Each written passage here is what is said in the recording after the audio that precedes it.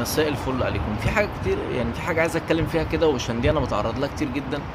في ناس بتقعد مثلا تبعت لي رسائل كتير وتحاول تتصل بيها كتير وبتاع. ممكن الناس دي مثلا ما كلمتنيش بقالها سنتين تلاتة، فاهم؟ بس هو لما شافك انت سافرت وبتاع، هو يعني ايه، قال لي ظبط علاقاته معاك، يعني مع ان الواحد يعني عادي، يعني فاهم، ولا في اي حاجة.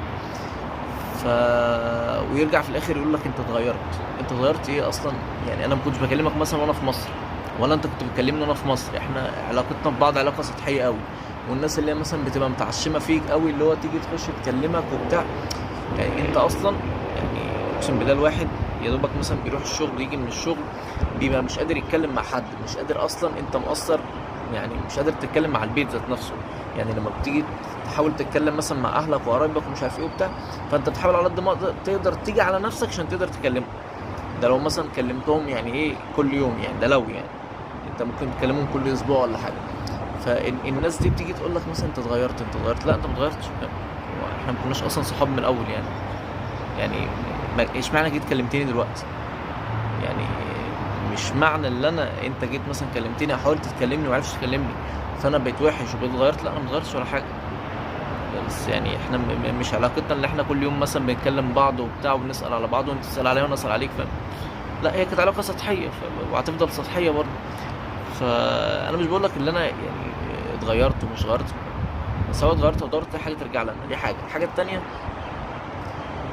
انت بيبقى غصب عنك. يعني حرفيا البني ادم طاقه. فانت طاقتك دلوقتي يا دوبك على القد، على القد، ومش مكفيه اللي حواليك. فتخيل بقى انت اللي حواليك بيزود عليك طاقه. فاتمنى الناس تفهم الموضوع ده، ان هو الواحد ما بيتغيرش ولا حاجه. ولا فلوس بتغير، عشان مفيش فلوس اصلا عشان تغير. بس هو فعلا الواحد ما عندوش وقت وما عندوش طاقه. دي الاهم من الوقت. اللي هو ممكن يكون عندك وقت بس ما عندكش طاقه تتكلم. يعني ممكن في حد يكون باعت لك مثلا، بيتصل بيك انت ما تردش، حد ما عندكش طاقه تتكلم، خلاص مش قادر تتكلم. انت طول النهار بتنهد في الشغل، وي وي وي، خلاص انت راجع خلاص، حتى البيت مش قادر تكلمه. فالبني ادم ما بيتغيرش، بس هي ممكن الاحمال بتزيد عليه. وغير كده اصلا انت ما كنتش موجود في الاول، فاهم؟